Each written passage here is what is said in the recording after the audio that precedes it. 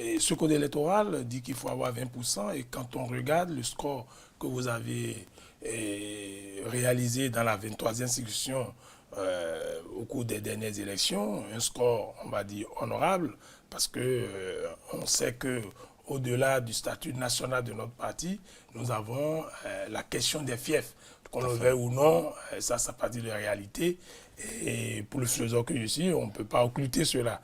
Quand on a fait ce score et quand on a eu une tête de liste comme celui qui est parti, est-ce que vous n'avez pas peur que dans la 23e circonscription électorale, que vous ne réalisez pas les 20% nécessaires? Je voudrais d'abord dire que nos récriminations contre le code électoral ne sont pas conjuguées à l'imparfait. Elles demeurent d'actualité. Nonobstant, nous avons décidé de ne pas faire le jeu de nos vis-à-vis pour décider de faire la politique de la chaise vide. J'ai entendu quelqu'un dire récemment qu'il faut éprouver le code électoral. Nous aussi, nous sommes dans cette dynamique. Maintenant, pour revenir plus précisément à votre question, oui.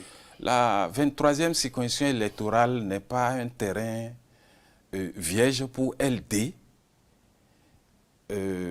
parce qu'il y a d'autres acteurs. On a dû faire un arbitrage en 2023 pour que ce soit Dr Glessoubé qui prenne la tête.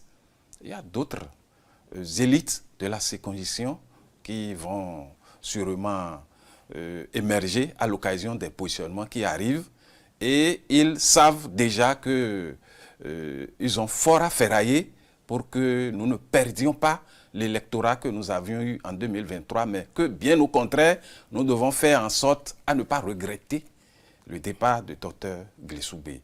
Je n'ai pas voulu m'attarder sur la question, mais puisque vous insistez, je suis obligé de vous dire notre ressentiment par rapport à la question. Nous ne sommes pas du tout ébranlés par ce départ. Bien au contraire, c'est un levier pour nous, pour prouver que nous sommes effectivement un parti du peuple. Donc vous êtes fair-play chez les démocrates? Très fair-play. Vous ne lui jetez pas la pierre? Non, non, nous n'avons pas à lui jeter la pierre, puisque par vague, des gens quittent l'autre côté pour nous rejoindre. Des élus même. Hier ou avant-hier, je crois, je le tiens de notre deuxième vice-président, le président du groupe parlementaire, qui l'a dit, ça a circulé sur les réseaux sociaux. 8 élus communaux d'un parti que je connais mais que je préfère taire, nous ont rejoints. Ben, nous, on n'en fait pas du tam-tam autour.